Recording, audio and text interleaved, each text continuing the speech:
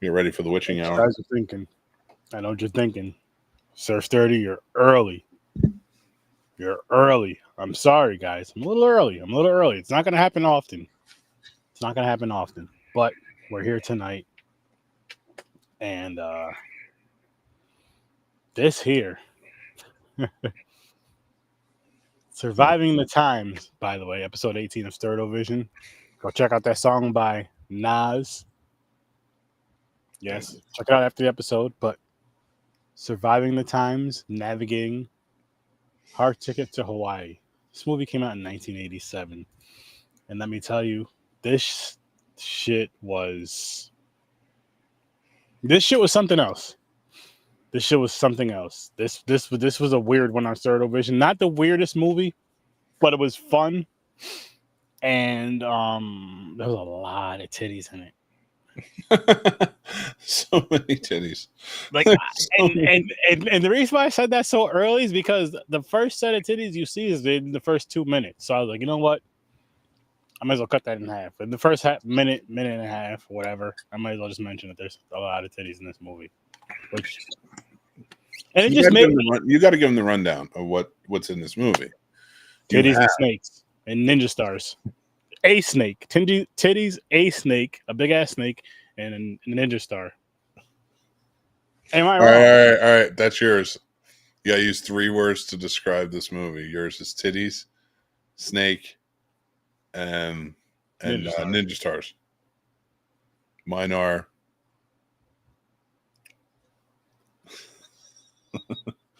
Go ahead, titties. Ponytail. Okay. Nudity. Okay. And Michael. Michael was a character. I'll say that. Michael was a character. This is what Michael was.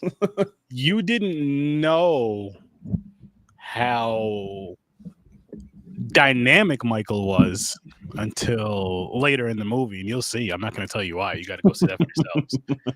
But I was just like, what the fuck, Mick? What is this? What happened? And it just happens all of a sudden too, because you don't go into it. You don't like. And again, I don't want to give it away because I feel like this is a movie people need to experience. Because like, how many times were you like, "What the fuck?" And like, I was like, "What the fuck? Wow. You said it again."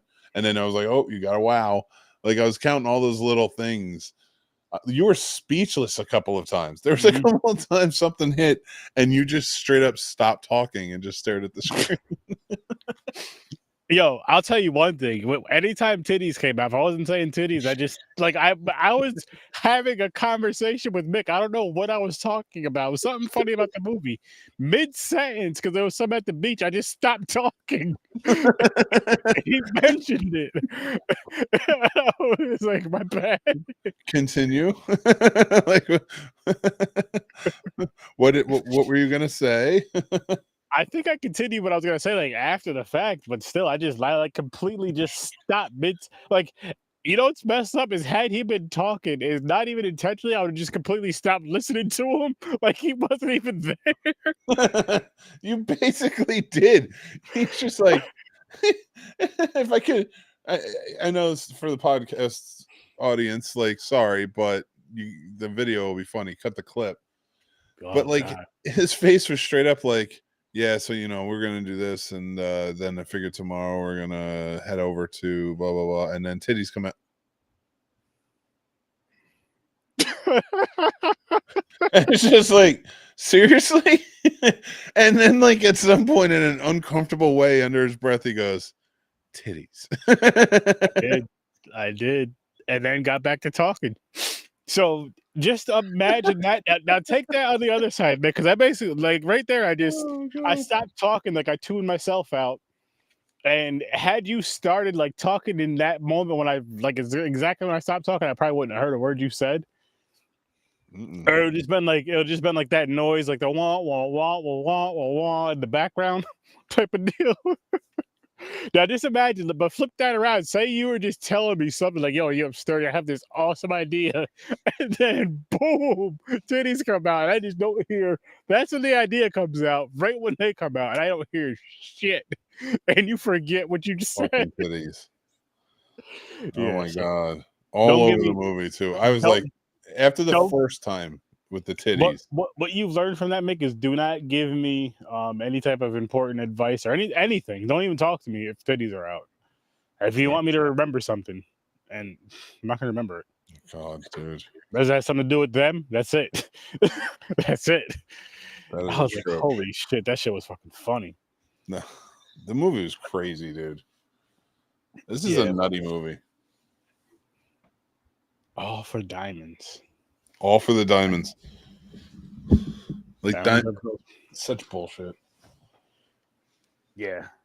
It was like it's funny because you don't think it's gonna be the type of movie it is.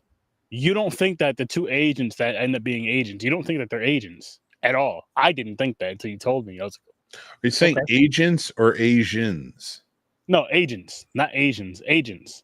Oh, okay. I couldn't tell for a second. I'm like, wait, what? What Asians? What are you talking? Spies. Although they did have the sumo wrestlers in there. Dude, They I did. And they're swear to speaking God, Spanish to them. they like went through every ethnicity and like not and every identification, gender identification, and just like ran the gamut to insult everybody. They really did. Except for white men. That's the one thing. Well, they did insult like but they called him Chang, didn't they? Mm-hmm. Something like that. But he was like a British. He was. Fucking get it, man. It was out there. It was 80s, people. It was 87, so it was out there. It was crazy. It was weird. It was janky. It was all that stupid, silly shit from the 80s. It was that, and then the music. We were talking about the music, right? And what's funny about the music in the 80s, and this movie can definitely attest to it, is this was one of those movies to where, like, you know how like you watch a movie and you hear like the same song, like in the intro or outro of a song, or even during a movie, you hear that it's not a real song, but it's like from a movie. This movie was filled with like every single one of those, like the intro, the outro, and then all the in betweens.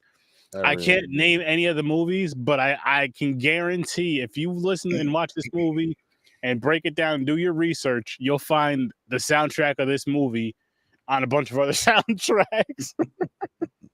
It definitely had a public 80s. domain type of musical vibe. It did. I'm not mad at it either because it worked in a weird way. It fucking worked for this movie. Yeah, no, I mean it was because this movie's just absurdity to the fullest. Oh my god, this movie! How did you find this movie again? There's a local movie group here by the Alamo, near where I live, and they do a sleepover event. An all night at the movie theater watching like horror movies and crazy movies like this. And I think it was like maybe 4 or 5 years ago, maybe 6 years ago, even at this point. I don't know. They did one where it was like kind of like a Psycho Beach type of theme. Mm-hmm. It was like summertime. I can't remember exactly what it was, but and they showed this was the first movie that opened it up. That was the same. It wasn't the same sleepover, but I don't think it was the same sleepover. But there was another sleepover where that's where I was introduced to the Manitou. Remember that one? Okay. So like a lot of those weird ones, man. The woman who curates the whole thing. I don't want to throw her name out there, just in case just doing her thing, but yeah, she picks some great movies, man. She really does. Like she just had Creature from the Black Lagoon on Tuesday. Oh, God, I love that movie. I know. I love that. Now that movie, that's gonna. I'm gonna let you guys know right now. That's gonna sneak on a watch party for Sturdovision, on a Sturdovision watch party possible review. Because that movie I seen one time in my life last year, and it was just fucking amazing. It was phenomenal. It was beautiful. It's my favorite romantic movie. You should do like a reflection on it, a retrospective. It's a possibility. We'll see. The Gill Man through the years. The Gill Man. Gill Man. You know what Gill Man didn't have? Titties. Hard ticket to Hawaii. Hard tickets. He could just swim there. He didn't have any trouble getting there. No. He would have less trouble swimming there than they did in that plane and then trying to get to their destination. They went from the plane and not having a car. Oh, no, then they had the Jeep, and then that got shot out. By the guy on the skateboard with the blow-up doll. I wish I was kidding. He's not. And the way that he goes out, which I don't want to give it up, was hilarious. It was ridiculous. Like, wow. Listen. And the reasoning for it, the funny thing was, Mick, it's going to tie in later. Watch. And it fucking did. In such a way that you just, like, you forgot. You forgot all about it. It was like, oh, wait a minute. Okay. It really is, dude. Like, it's not a terribly written script. It's just written by a madman. It's what it comes down to, is like, because they do have the cool callbacks and stuff like that. Like, if you finessed this script, you could have a pretty good, like, really mainstreamed it, is what I mean. Like, you got to get rid of, like, the countless sex that just keeps occurring, but it's not even actual sex. Like, when she's just, like, kind of sitting in his lap naked. Yo, so okay, so there's the scene we're gonna talk about this scene. Of course, you can't show it on camera. You got to go watch the movie. Yeah. But the dude is, like, sitting down on, I don't know if it's like a low sofa or futon. So if he's sitting down like I am in this chair, it would be like she was just laying, her head was like right here, right? And like her body was just laying on me, but she was like kneeling on the floor. So for the podcast audience, I'm sorry, but kind of like that. He's right. Basically, what we're getting at is there's a part where you hear a bunch of moaning from the dude. But she's not doing anything. She's literally just like, her head is here. She's just laying on him. Yeah, like you hear it from the other room, then it goes in the room and they're just like kissing. I'm like, what the hell is he moaning? But he's like moaning, but he's like has his head up and he's like, "Oh, baby, you're the best." Oh, it's like, it's not like sexy moaning. It's like that movie, like, oh, like that, like every time somebody in like a teen raunchy comedy movie gets a blowjob, that's what they sound like. Like, "Oh, baby, you're the best, man. Oh my God, I can't believe it." You know, shit like that, the stupid lines. That's exactly what it was, but she wasn't doing anything. Like, she was just laying on top of him. And I'm like, why are you reacting like this? Who told you to react like this? Listen, man. They're just like, listen, we need you to sell it. He was like, what do you mean? They're like, listen, just sell it. Make this scene look real. That's what he went with. And he took it too fucking far. Too fucking far. Too fucking far. But again, it was the 80s, over the top. It worked. It worked because of the 80s, Mick. That's why. Had it came out about 3 years later, it'll probably still work. It was the early 90s. But still. I don't know. Not that raunchy. By the time the early 90s came around, I feel like it wasn't as... I feel like the 90s wasn't as dark. I mean, I would say... Coming out of the war, really, in 92. But you still have to put that... I would say yes, in the sense of... If you put that movie on the same level it was at, though, I think it would still work. I think if you made that movie, that's a Skinamax movie. That's it. That's what you get in the 90s. Possibly. Yeah. Like, that worked in the 80s as like, because the 80s had a slew of like those straight to video type movies that were just for nudity and craziness and all that stuff. So I don't put this movie on that level of like softcore porn. Movie. What? Savage Beach. The movie I was telling you about. Oh, did Andy Sidaris do that one too? No, but this was one of my favorite beach movies. This is a beach movie I was telling you about. There's a lot of titties in this movie, but I remember watching it as a kid. Oh my God. Yo, we're watching it on Sturd Ovation. This is the same guy? It's the same. I think it's the same. Yeah. What? Hold up. Hold up. Is Savage Beach the same movie? Yes. No, it's not. I'm not. Listen, Mick, listen. Savage Beach from what year? I've seen this movie 1989 before. film. Okay. Oh my god. Wait. No, it's not the same movie. It's not the same movie for sure. It might be the same actor, but yeah, let me check. Dona Speir. Oh, I think there was another actor who was in the movie too. It's very similar. I'm gonna check one thing. All right, it's a different movie, but it's very freaking similar. Yeah. All right, 1987. Hard Ticket to Hawaii. She played Donna in Hard Ticket to Hawaii. So you're right. So the main actress in Savage Beach was in Hard Ticket to Hawaii. And so was Rodrigo Obregon. He was the guy who got his face cut. Well, we're reviewing this too. I watched this a long time ago as a kid. That's awesome. I gotta talk to Henry because we watched this. Dude, that's why I thought he should have been here for Hard Ticket to Hawaii. I gotta tell him. I'm giving this movie a 7 just because. No, I'm giving this movie a 7.5. Is this an Andy? Oh, that's why. It's an Andy Sidaris film. Andy Sidaris was the guy who did Hard Ticket to Hawaii. Nice. Well, so see, we both have it. We were both there. We had one of his movies. didn't even know it. Didn't even fucking know it, but I know now. It's amazing. And he died in 2007. Rest in peace. Oh man. Holy Crowley. He did a lot of movies.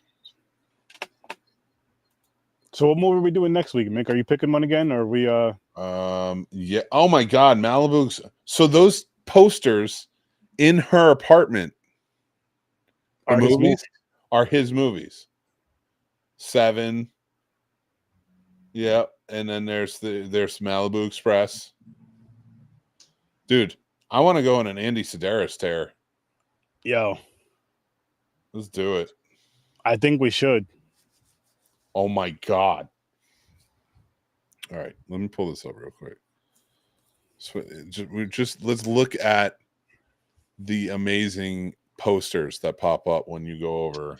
So, excuse me. Here we go. So I'm going to try and make it bigger for you. There you go. So racing scene. I'd watch that. A mashed Stacy. That was one of the posters in the thing. Looks like you might have some titties for you. 7. Look at this. Look at this. What the fuck? Look at this. We have to.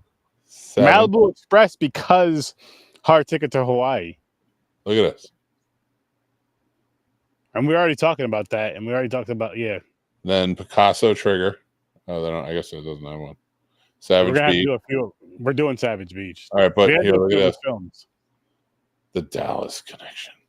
So that's when the 90s got a little weird. And then we got to end it off with Lethal Ladies, Return to Savage Beach. If we can find all these movies. Oh my God, Return to Savage Beach. Yes. Holy crap. Andy Sidaris, we're going to go on a tear. We are. Shout out to Andy Sidaris. Maybe we can get him on here. Reach out to him, people. He died. Oh, shit. I forgot. You just mentioned this. Well, maybe somebody from his movies. Well, yeah. Some actors or actresses from the movies. I don't think any are watching or care. They should. And they should, because they're going to want to start going to cons to get autographs. Start talking to us podcasters. That's true. I know an awesome con, Carolina Fear Fest. That's true. There's one I know. Well, there's one that I can't mention yet. Maybe next year I can mention it. Which one? But I can't mention. Talk about it. Can't do that either. You should say it. I don't even know what it's called. Give a hint. Can't wait for it. That's my hint. But what I can tell you guys is Carolina Fear Fest next year, 2026. Memorial Day weekend is going to be awesome. 2025. So year 6 is what I meant to say. 6 years of fear. 2025, 6 years of fear. It's true. You guys got to be there. Who do you guys want as guests? Me? Well, besides me and Mick and Paul. That was funny. Others. The others. Celebrity guests. He fell in love. He fell in love there. With who? The con? Yeah, just the con in general. Oh, me? Oh, man, it was awesome. It was fucking like... Mick is really 6'8", people, by the way, just in case you were all wondering. He's not lying about that. I had to, I confirmed it. I seen it in person. You guys seen us? There's a picture of us on stage together, what you guys seen, and he's like a foot taller than me. It doesn't make any sense because he doesn't play basketball. He doesn't dunk. I did. I was pretty good. But he's tall. I can dunk too. I dunked back in the day. I can't now. My knees don't work. That ain't my fault. Now he's using the old people excuse. The old... Like, that's even like the old black dude. Man, I used to tear the courts out. You lucky my knees is bad now. Like, I don't want to hear that bullshit. True, though. I got a cane and everything. You saw me with my braces on.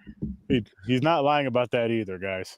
I'm rolling around like Stone Cold Steve Austin. It would be hilarious, like, if this whole time Mick was really like 5'2" saying all this shit.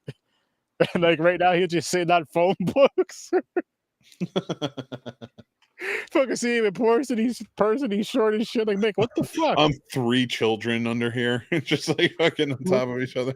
Where did the 6'8" thing come from? Oh God. I may have exaggerated a little bit. God.